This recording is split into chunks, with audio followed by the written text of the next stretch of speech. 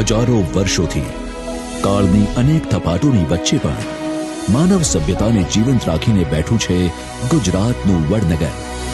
આપણા માનનીય વડાપ્રધાન શ્રી નરેન્દ્રભાઈ મોદીનું વતન, જે હવે પ્રાચીન પુરાતત્વીય વિરાસતની સાથે કંડારશે વિકાસની વૈશ્વિક ડગર.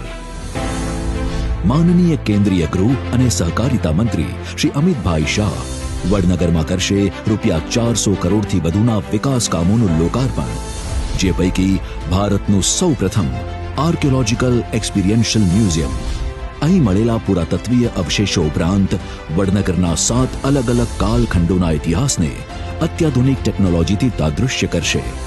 મોદીજીએ જે શાળામાં અભ્યાસ કર્યો હતો એ કુમાર શાળા 1 હવે બની છે પ્રેરણા સંકુલ, જે દેશના લાખો વિદ્યાર્થીઓને રાષ્ટ્ર સેવા માટે પ્રેરિત કરશે તો યુવાનોને ઓલિમ્પિક કક્ષાની ટ્રેનિંગ આપશે વડનગર સ્પોર્ટ્સ કોમ્પ્લેક્સ.